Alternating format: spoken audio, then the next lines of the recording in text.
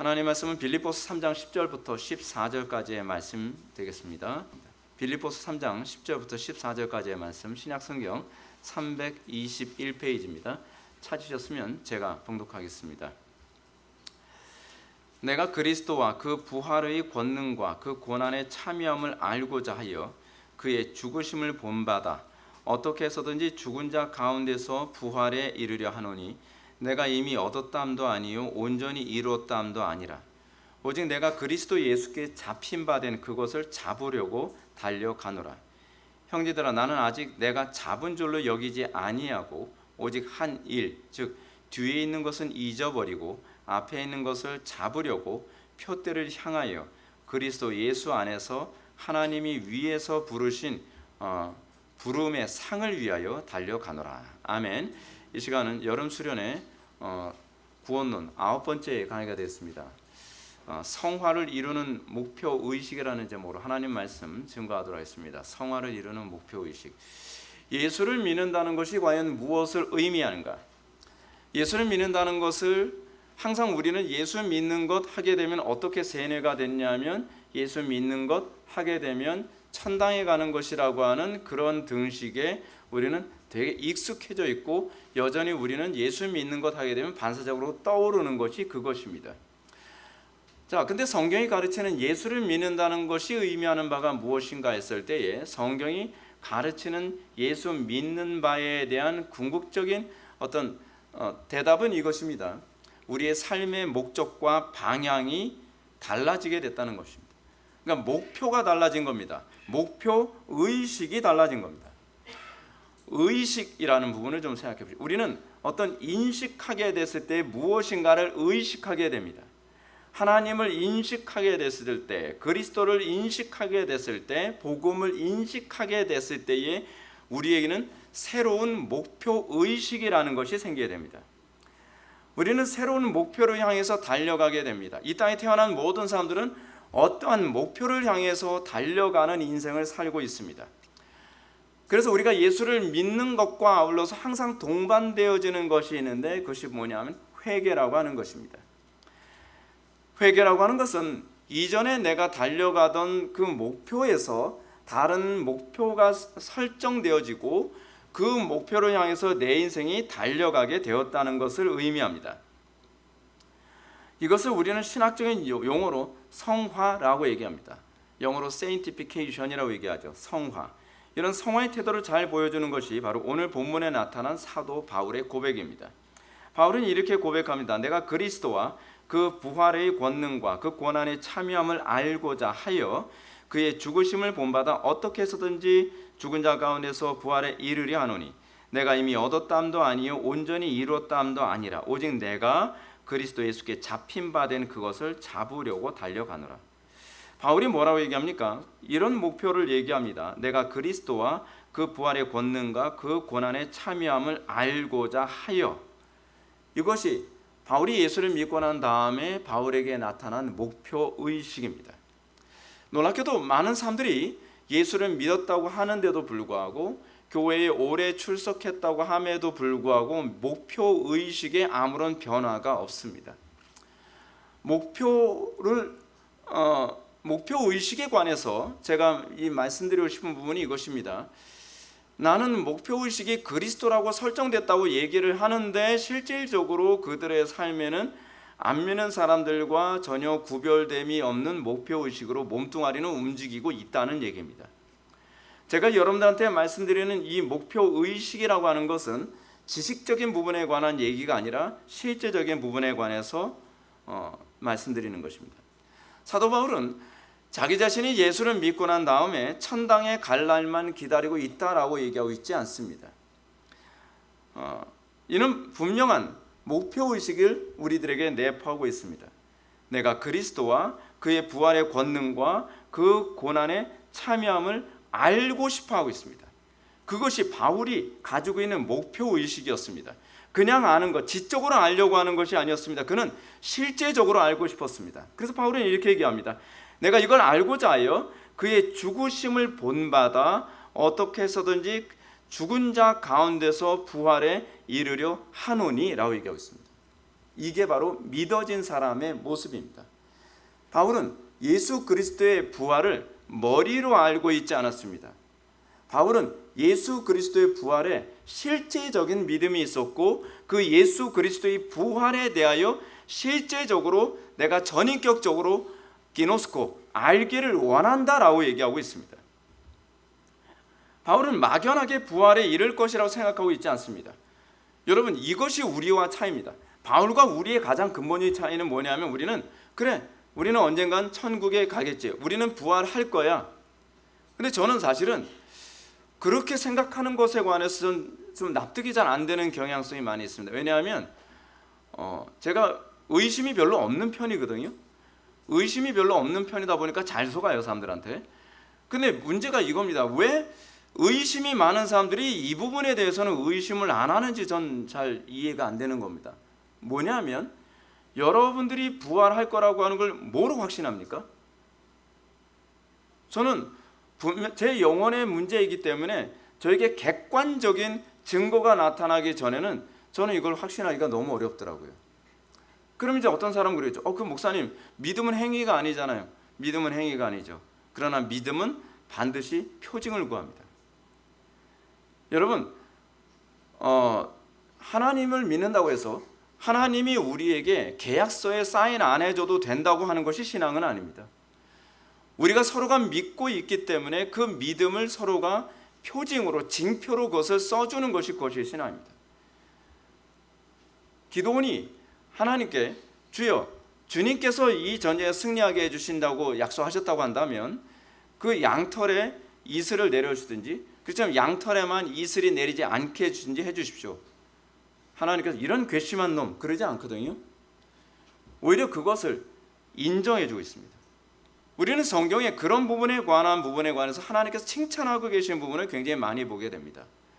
우리가 진정으로 하나님께서 우리를 부활시켜 주실 거라고 믿는다고 하면 우리는 바울 같은 태도를 견지해야만 합니다. 바울은 이렇게 얘기합니다. 내가 그리스도와 그 부활의 권능과 그 고난의 참여함을 알고자 해서 그의 죽으심을 본받아 어떻게 했든지 죽은 자 가운데 부활에 이르려 한다고 얘기합니다. 마치 바울은 자기가 그 부활을 실질적으로 경험해보지 않고서는 믿을 수 없는 것처럼 행동하고 있습니다.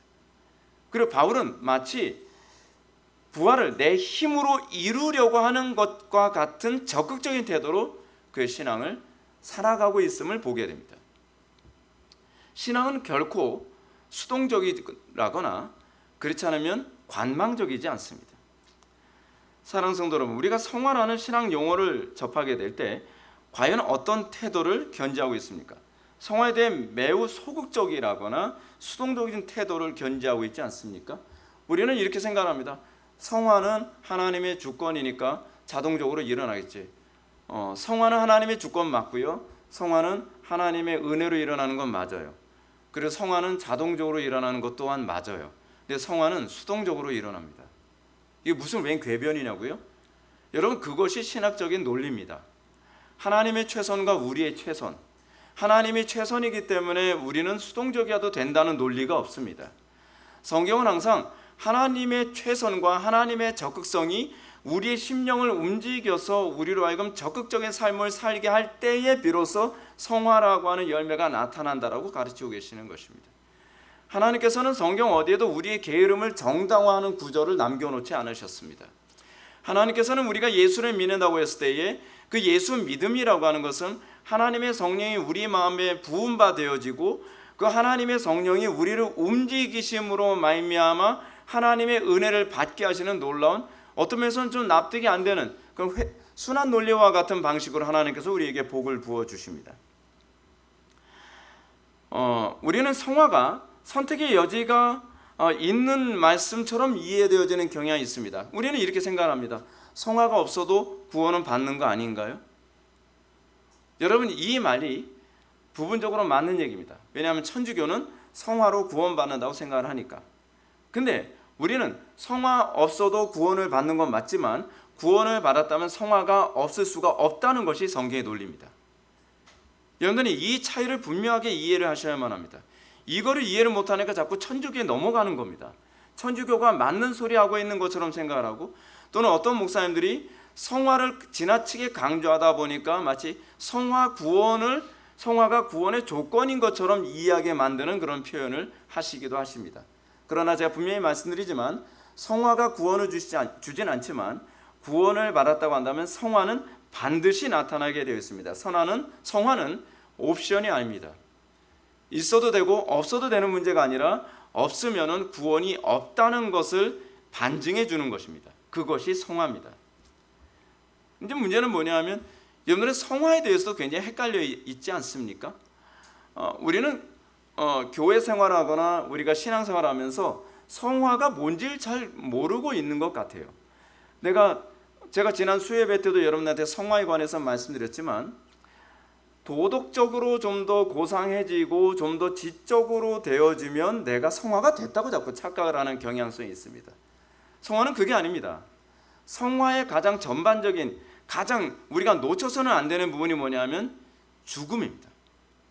우리의 정과학을 십자가에 못 박지 않고 성화가 존재하지 않습니다. 우리는 이렇습니다.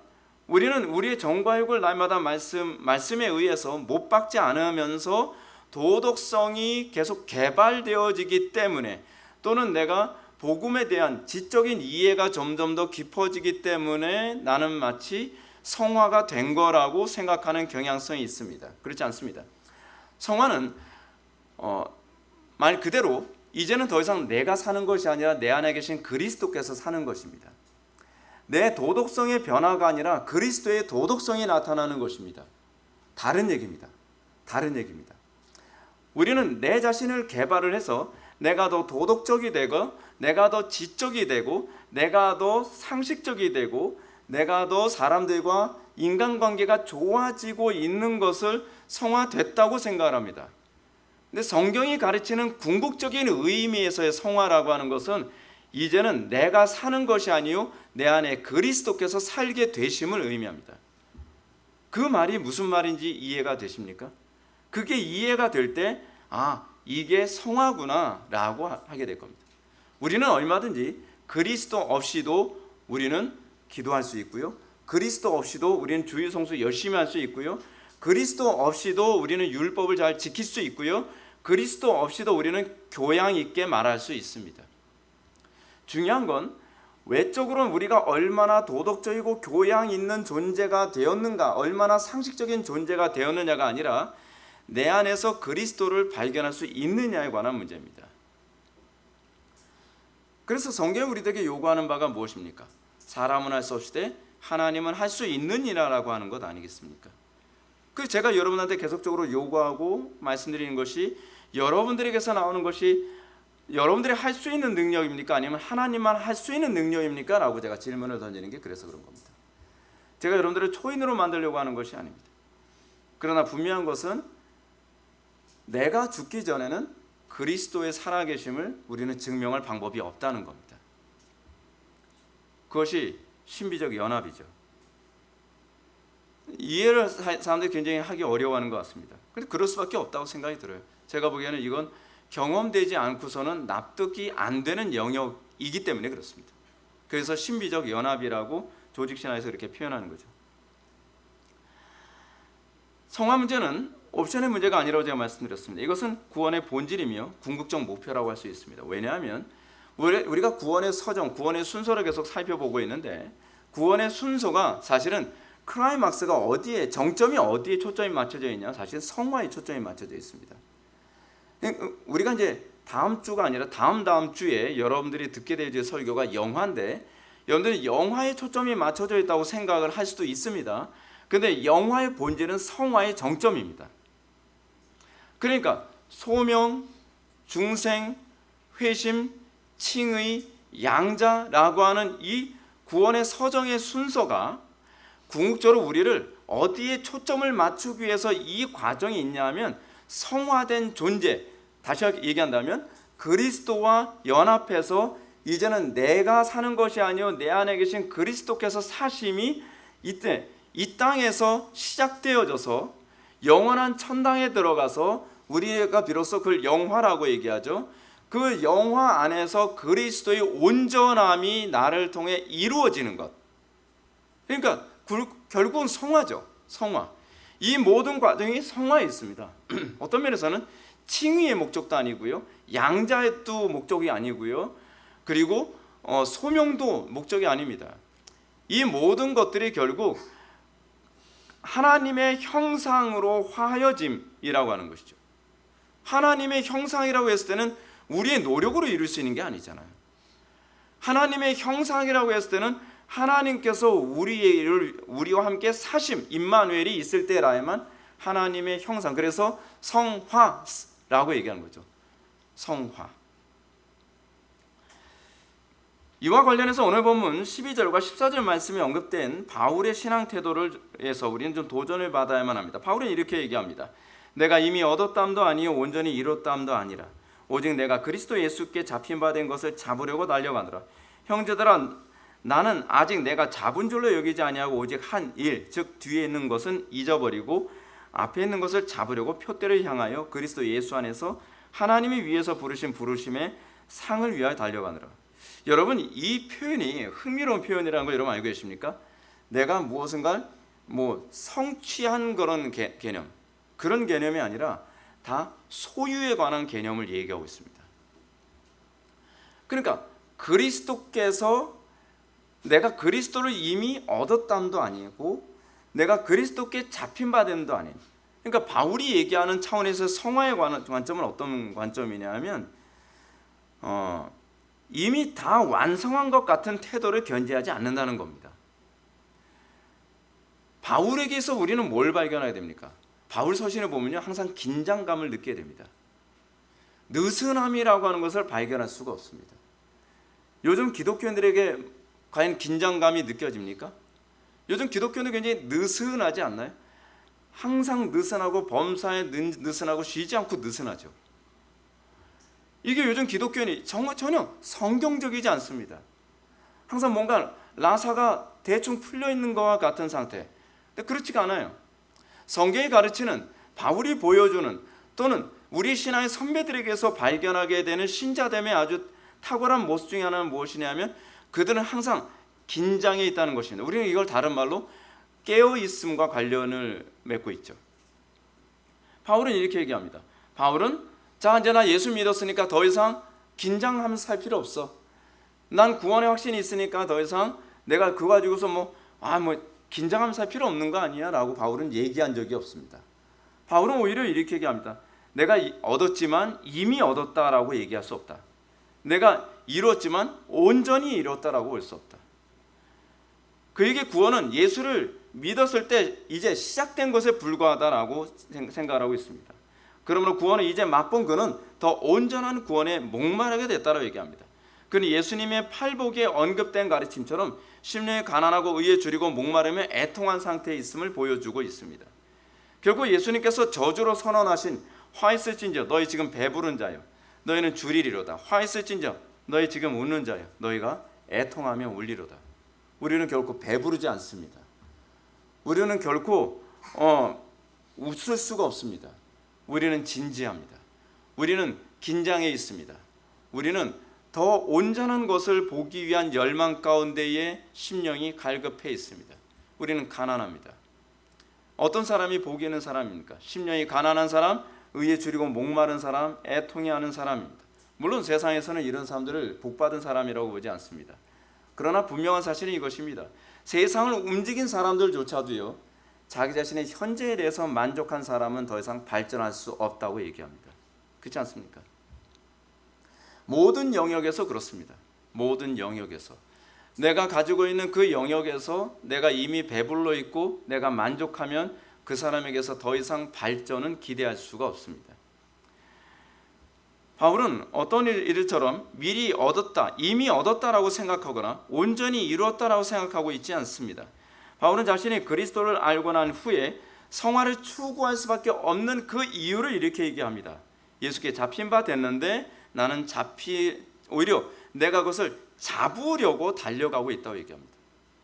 그래서 우리는 바울이 성화에 관해서 얼마나 적극적인 태도를 견지하고 있는지를 보게 됩니다. 첫 번째, 바울은 잡으려고 합니다. 그리스도께 우리는 잡힌 바 된 존재입니다. 믿습니까? 우리는 잡힌 바 된 겁니다. 내가 그리스도를 잡은 것 아닙니다. 우리는 선택을 받았고 우리는 구원을 받았습니다. 그럼에도 불구하고 마치 바울은 아르미니안주의자처럼 말하고 있습니다. 내가 잡으려고 한다고 얘기합니다. 그리고 나는 걸어가는 것이 아니라 달려간다라고 얘기하고 있습니다. 바울은 달려간다라는 표현을 굉장히 많이 사용합니다. 선한 싸움 다 싸우고 달려갈 길 마치고. 바울에게 있어서 신앙생활은 달려가는 것이지 걸어가는 것이 아닙니다. 바울에게 있어서 신앙생활은 느슨하지 않습니다. 오늘날 기독교인들에게 있어서 이 느슨함이 얼마나 많습니까? 여러분들은 신앙생활하면서 달려간다고 생각을 하고 계십니까? 제가 다른 동료 목사님들한테 또는 선배 목사님들한테 이런 얘기를 들은 적이 있습니다. 김 목사는 목회를 평생 할 사람인데 왜 목회를 그냥 몇 주 하다 말 사람처럼 목회를 하나? 저는 그 말이 좀 이해가 잘 안 됩니다. 제가 부교육자 생활할 때 그런 소리 굉장히 많이 들었거든요. 김 전우사는 여기서 부교육자 생활하면서 롱런을 해야 될 사람이 저렇게 하면 금방 지쳐. 몸이 감당을 못한다고 라고 저한테 얘기하는 거예요. 근데 저는 그게 설득이 잘 안 돼요. 왜냐하면 기독교 신앙은 달려가는 것이기 때문에. 우리 신앙의 선배들은 달려갔습니다. 우리 신앙의 선배들 중에서 걸어 다닌 사람이 없습니다. 루터는 달려갔습니다. 루터는 자기 몸이 오늘 완전히 폭삭 다 망가지는 한이 있더라도 최선을 다해서 설교했던 사람이었습니다. 루터는 설교를 하면서 그의 설교 사역에서 어찌나 몸을 혹사하고 달려갔는지 그는 암에다가 한쪽 눈이 머는 것에다가 치질에다가 온몸에 병이란 병은 다 달고 다녔습니다. 루터만 그런 것이 아닙니다. 칼빈도 그랬습니다. 휘필드는 녹슬어서 죽느니 달아서 죽기를 원하노라 라고 얘기했습니다. 달려갔다는 얘기입니다. 우리의 신앙의 선배들은 달려갔습니다. 그렇기 때문에 그들이 세상에 영향력을 끼친 것이었습니다. 근데 저한테 선배들이 그런 얘기합니다. 마치 조금 목회하다가 말 사람처럼 왜 그렇게 허겁지겁 달려가냐고 얘기합니다. 저는 이것이 옳다고 생각합니다. 그렇습니다. 저도 사실은 나이가 50대가 돼가는 것이 한 50대가 넘었으니 60대를 바라보니까 좀 쉬어야 되겠다라는 생각이 굉장히 많이 듭니다. 그런데 하나님께서 쉴 수 있는 시간을 허용을 안 하시는 것 같아요. 어떤 면에서는 그렇습니다. 달려가다가 죽을 수 있으면 좋겠다라는 생각도 좀 간혹가다 합니다. 느슨하게 살다가 안일하게 살다가 그리고 정욕대로 살다가 죽음을 맞이하면 얼마나 공포스러울까라는 생각이 듭니다. 우리에게서는 무엇이 영광입니까? 달려가다가 주님을 맞이하는 것이 복이 되지 않겠습니까? 바울은 달려갔다고 얘기합니다. 성화는 이런 심령의 자세를 소유하는 사람에게 나타납니다. 정말로 구원의 서정이 언급하는 것처럼 효력 있는 부르심을 통해 중생하고 회심하고 칭의이 되고 양자된 사람이라면 바울의 이런 심령의 상태가 우리 안에 있어야만 합니다. 바울은 지금 나만 그런 거니까 너희들은 그럴 필요 없다라고 얘기하고 있지 않습니다. 모든 시대 모든 그리스도인들에게 나타나야 되는 마음의 상태를 얘기해주고 있는 것입니다. 바울은 지금 이런 심령의 상태를 소유한 사람입니다. 그래서 그는 항상 겸손할 수밖에 없었습니다. 그는 자기의 의에 결코 심취할 수 없었습니다. 자신을 통해서 일하신 의를 잊고 앞에 있는 것을 잡기 위해 뒤에 내가 얼마나 엄청난 일을 했는가를 집착하지 않았습니다. 우리는 왕년회를 많이 얘기하지 않습니까? 왕년회. 근데 왕자가 갈 왕자잖아요. 이미 지나간 거에 대해서 우리는 지나간 얘기를 굉장히 많이 합니다. 그럼 우리는 지금은 어떤데요? 앞으로는 어떻게 살 건데요? 근데 우리 기독교 신앙은 왕년회를 얘기하지 않습니다. 이제 우리는 어떻게 살 것인가? 나는 지금 어느 위치에 있는가? 나의 좌표는 어디인가를 얘기합니다. 여러분, 그런 사람이 시대를 바꾸는 것 아니겠습니까? 그래서 기독교는 항상 시대를 바꿨습니다. 왜 오늘날 기독교가 시대를 바꾸지 못합니까? 왜 오늘날 기독교가 이 시대에 아무런 영향력이 없는 것입니까? 우리는 옛날 얘기를 합니다. 그리고 우리는 현재 나의 상태의 초라함을 돌아보려 하지 않습니다. 인정하려 들지 않습니다. 그리고 우리는 미래를 바라보려 하지 않습니다.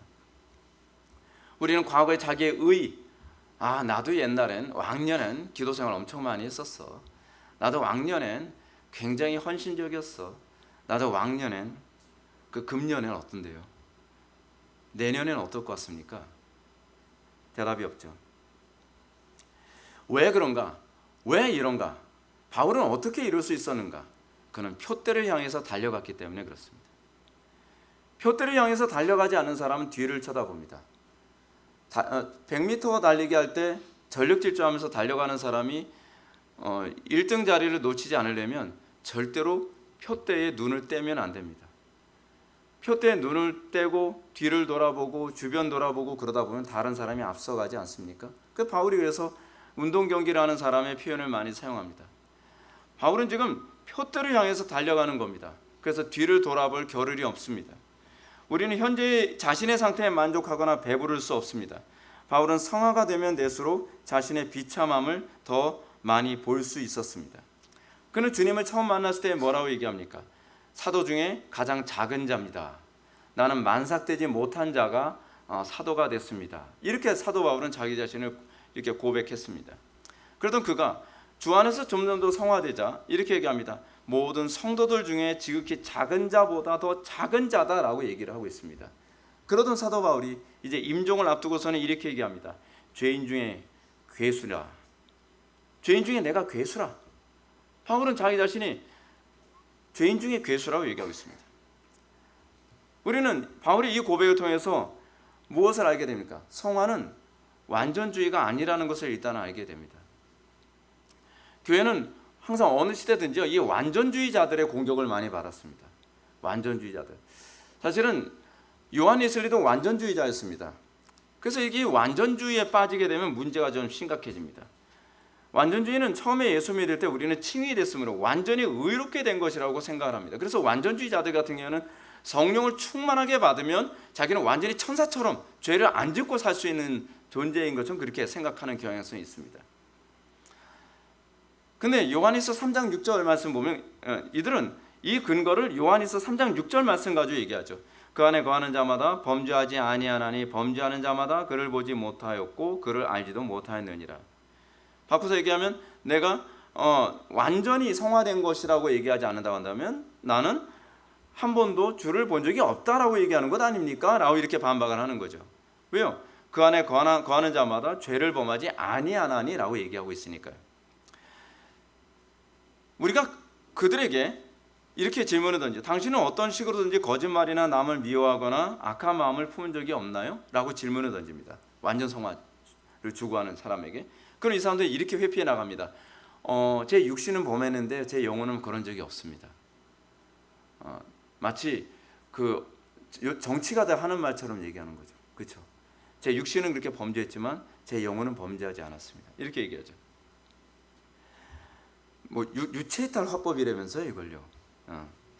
그들은 자신의 이 육신적으로 죄를 범한 것과 영적으로 죄를 범한 걸 분리합니다. 근데 여러분 이게 어느 정도는 맞는 얘기이기도 합니다. 왜냐하면 이 부분이 로마서 7장에서 얘기하는 것처럼 육에 속한 사람의 범죄함과 우리 속 사람의 이 죄짓지 않음에 대한 두 가지 갈등을 언급하는 것하고도 어느 정도 맞아떨어집니다. 그래서 성령으로 거듭난 후에는 바울의 언급처럼 두 종류의 법을 섬기는 겉사람과 속사람으로 나뉘어지게 됩니다. 그래서 우리가 거듭난 이후에는 죄를 범하지만 속사람이 동의하여 온 인격이 다 죄에 빠지는 것은 아닙니다.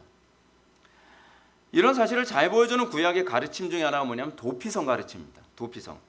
도피성은 어떤 사람이 고의가 아닌 실수로 사람을 이제 죽이는 일이 있잖아요. 예를 들어서 도끼질 하다가 도끼날이 미사일처럼 날아가지고 반대쪽에 있는 사람을 맞춰 죽였어요. 또는 어떤 사람이 길거리 옥상에서 이렇게 가다가 잘못해서 옥상에 화분 두지 마세요, 여러분. 옥상에 화분 툭 건드렸다가 화분이 떨어져서 머리에 맞고 죽었어요. 그랬을 경우에 이 사람을 살인자라고 할 수 있습니까? 없습니까? 없죠. 그래서 도피성은 이제 그런 개념을 얘기하고 있어요. 그래서 이 도피성은 어떤 사람이 가는 거냐면 의도성 없이 사람을 죽였을 때에 이 사람들이 도피성으로 도망갔을 경우에는 그 사람은 살인자로 몰리지 않고 보호를 받을 수가 있습니다. 성경 구절은 이렇게 언급하고 있습니다. 너희를 위하여 성읍을 도피성으로 정하여 부지 중에 살인한 자가 그리로 피하게 하라. 이는 너희가 복수할 자에게서 도피하는 성을 삼아 살인자가 회중 앞에 서서 판결을 받기까지 죽지 않게 하기 위함이라라고 얘기합니다. 구약의 이 부분은 구원의 한 단면을 설명해 주고 있는 거죠. 그것은 우리가 성령으로 거듭난 후에는 고의로 죄를 범하지 아니하고 또 만일 죄를 범한다 하더라도 그 죄에 대해서는 심판대 앞에서 그가 심판받지 않는다는 겁니다. 그의 보호 조건이 있어요. 첫 번째 뭐냐면 도피성 지경 밖으로 나가면 죽는 겁니다. 도피성 지경 밖으로 나가는데 복수자가 와서 너 잘 나왔다. 너 죽었어. 그래서 죽였을 경우에는 이번에 할 말이 없어요. 둘째는 뭐냐면 대제사장이 죽기까지 도피성에 머물러 있어야 한다는 것입니다. 근데 이 구절이 완전주의를 설명하는 건 아닙니다. 이거는 그리스도 안에서의 보호됨, 칭의됨을 얘기하고 있는 것이지 우리가 죄가 없다라고 얘기하는 것이 아니죠.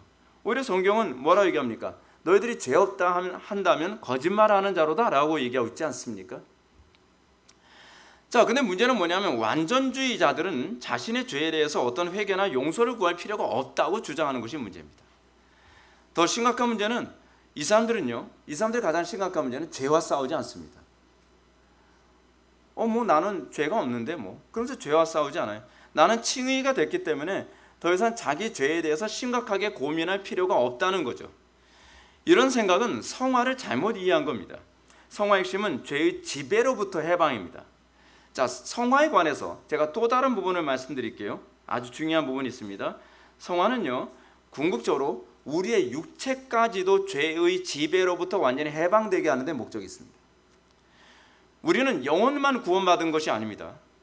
영혼과 육체 전체가 구원을 받는 겁니다. 그래서 우리는 이미 구원이 시작됐습니다.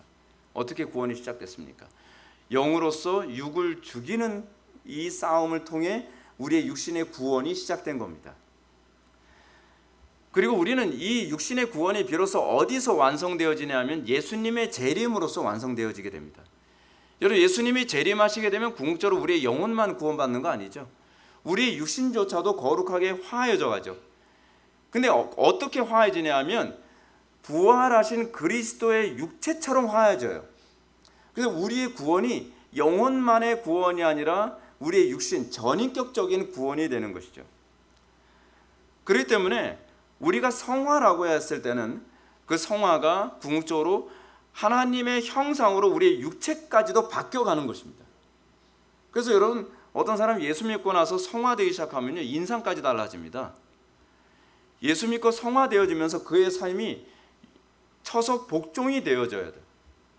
더 이상 육체가 죄의 종로로 타지 않도록 되는 거죠. 근데 여러분, 우린 그러지 않습니까? 내 영혼은 구원받은 건 맞는데요, 제 육신은 어쩔 수 없어요. 어쩔 수 없는 게 어디 있어요? 구원을 안 받아서 그렇습니다. 구원을 받으면 우리의 육신이 더 이상 죄의 종로로 타지 않도록 싸우는 역할이 됩니다. 그래서 우리는 끊임없이 자유를 위한 싸움이 일어나게 되는 거죠. 그래서 우리가 예수를 믿고 난 다음에 우리의 육신이 더 이상 죄의 지배를 받는 것을 우리는 용납하지 못합니다. 그래서 우리는 끊임없이 죄와 싸우고 육체의 본성과 싸우는 선한 싸움이 시작되어집니다. 성경이 가르치는 성화는 그래서요, 예수 믿은 그 순간서부터 평생 동안의 투쟁입니다. 평생 동안 투쟁. 그냥 투쟁이 아닙니다. 우리 육체를 지배하는 죄와 사망의 권세와 싸우는 투쟁입니다. 따라서 우리가 만일 구원받은 성도란다면 더 이상 죄와 사망의 권세의 지배를 허용할 수 없게 됩니다. 여러분, 근데 이 세상은 어떤지 아십니까? 죄와 사망의 지배를 허용할 수 있는 논리를 끊임없이 만들어내려고 애랬습니다. 여러분, 플라톤 시대에 헬라인들은 동성애나 양성애자들이 굉장히 많았다 그러지 않았습니까? 플라톤이 한 명언이 있습니다. 플라톤이 한 명언이 뭐냐면 이겁니다. 명언이 아니라 궤변이죠. 여자와의 잠자리를 통한 것은 번식을 위한 본능적 행위에 불과하나 미소년과의 잠자리는 번식을 위한 것이 아닌 지적인 행위이기 때문에 훨씬 고상하다. 참, 이게 여러분, 인간이 자기 자신의 죄를 정당화하는 그런 사고방식입니다. 인간은 얼마나 죄를 정당화하는 데 노련한지 모릅니다. 우리가 정말 속아서는 안 되는 것이 뭐냐면 여러분들이 여러분들 속에서 끊임없이 죄를 정당화하려고 하는 그 논리에 여러분들이 속아 넘어가서는 안 된다는 겁니다. 바울은 이렇게 얘기합니다. 너희는 죄가 너희 죽을 몸을 지배하지 못하게 하여 죄의 사욕에 순종하지 말고, 또한 너희 지체를 불의의 무기로 죄에게 내주지 말고, 오직 너희 자신을 죽은 자 가운데서 다시 살아난 자 같이 하나님께 드리며 너희 지체를 의의 무기로 하나님께 드리라. 바울이 뭐라고 얘기합니까? 이제까지 우리의 육신이 죄의 불의의 병기로, 무기로 사용되어졌다고 한다면, 이제 너희가 예수를 믿고 거듭난 이후에는 너희들의 육체, 너희들의 지체를 의의 무기로 하나님께 드리는 삶을 살아야 된다라고 얘기하고 있습니다. 이런 차원에서 봤을 때 신자에게 성화는 이 땅에서 끝나지 않습니다. 성화의 완성은 그리스도의 재림으로 우리가 부활하여 변화된 육체를 입을 때 비로소 구원이 완성되는 것입니다. 그렇다고 한다면 여러분들이 이 땅에서 의의 병기로 빛과 소금으로서 살아가는 것이 선택입니까? 선택이 아니죠. 그것은 당연한 열매입니다. 그러면 완전 성화론자를 주장하는 그 안에 거하는 자마다 범죄하지 아니하나니라고 하는 말씀의 의미가 무엇이었습니까? 웨인그루덴 교수는 헬라어 원문의 의미를 살려서 이렇게 얘기합니다. 그 안에 거하는 자마다 지속적으로 죄를 범하지 아니한다라는 거예요. 왜냐하면 범죄하지에 해당하는 헬라어 동사는 지속적인 혹은 습관적인 행동을 가리키는 것이거든요. 그러니까 여러분들이 진정으로 성령으로 거듭났다고 한다면 이제는 여러분들은 죄를 즐길 수가 없습니다. 여러분들은 죄에 지속적으로 머물러 있을 수가 없습니다. 왜냐하면 그 죄를 짓는 것이 나를 너무 괴롭게 만들기 때문에 그렇습니다. 그래서 머레이 교수님도 이렇게 얘기합니다. 그는 영적이며 속사람을 따라 주의 율법을 즐거워한다. 요한이 중생자를 가리켜 죄를 짓지 아니하는 자로 또 범죄하지 못하는 자로 말하는 것은 바로 이 의미에서다. 이것은 중생자가 죄 없다는 뜻이 아니다. 요한이 강조하는 자는 중생한 자는 결코 사망에 이르는 죄를 범할 수 없다는 사실이다. 그는 죄악에 다시 자기 자신을 내어 던질 수 없으며 또한 자기 자신을 지키며 악한 자는 그를 만지지도 못한다.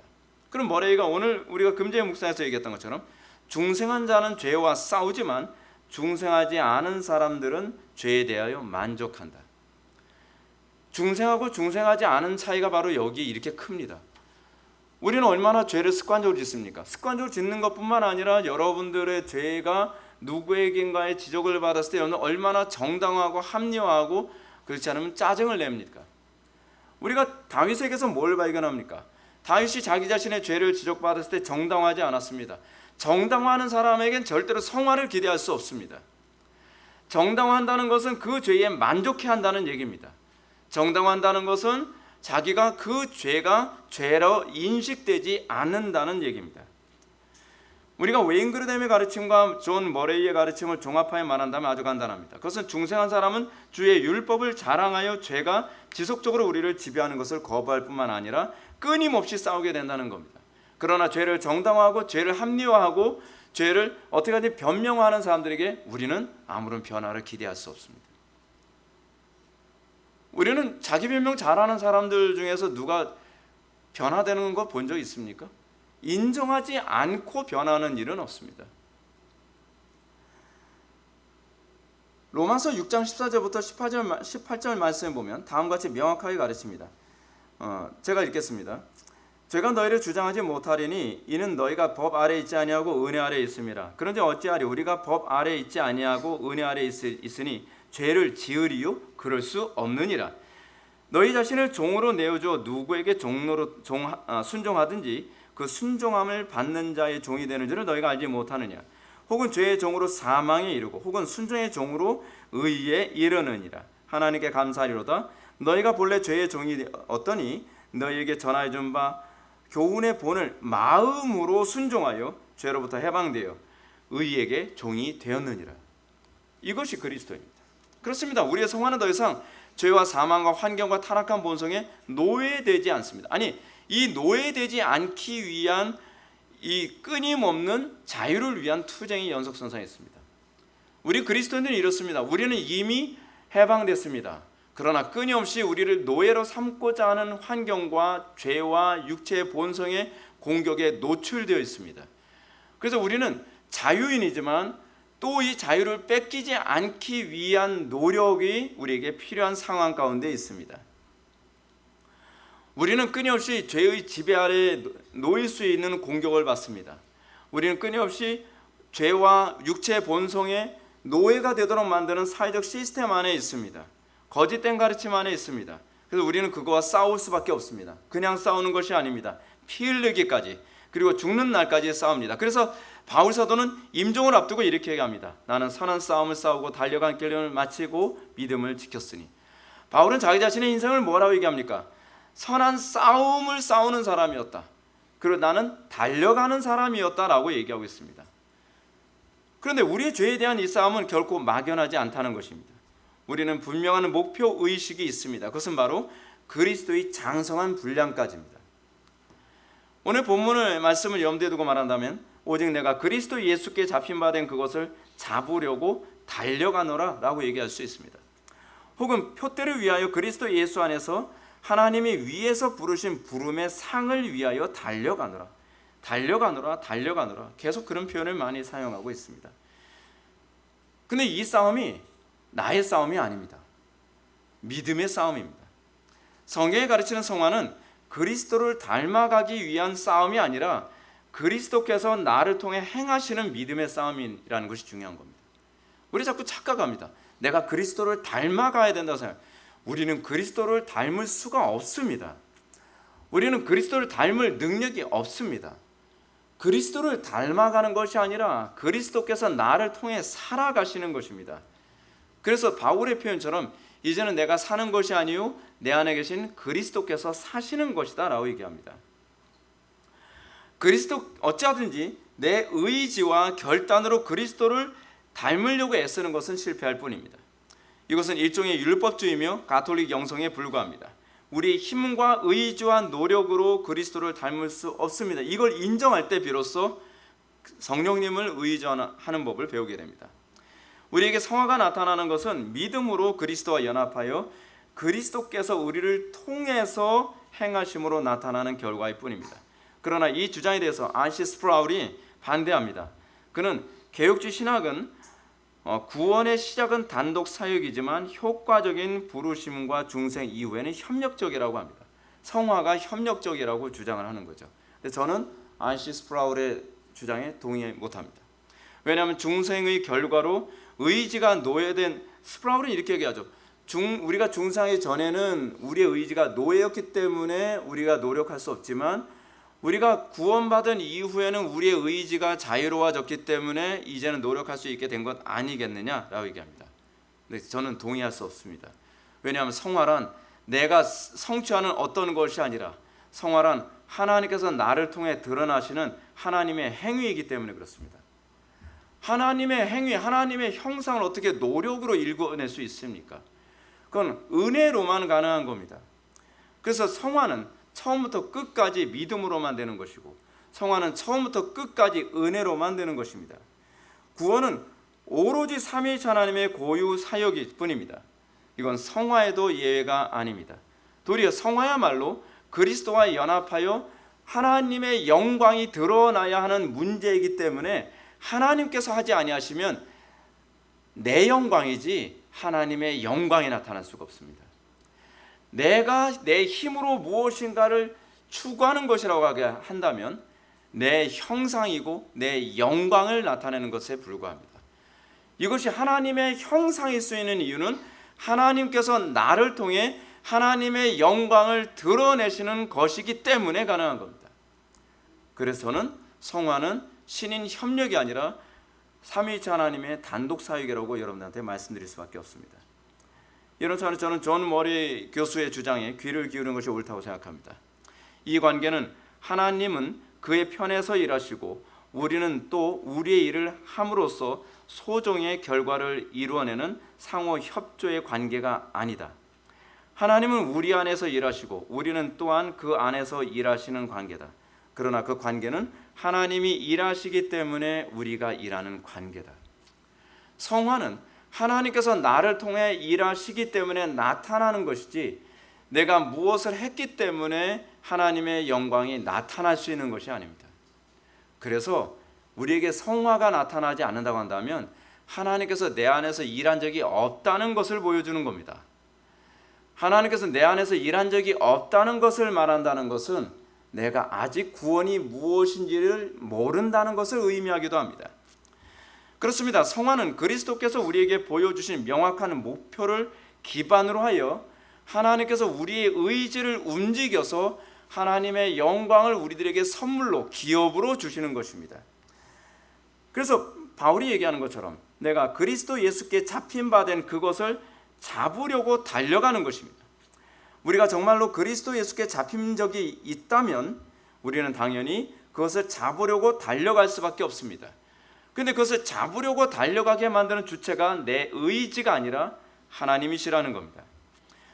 우리 속에 하나님께서는 선한 의욕과 열정을 부여해 주시고, 그리고 하나님께서는 우리 속에서 일하심으로 우리가 일을 하게 되는 관계로 단련하게 됩니다.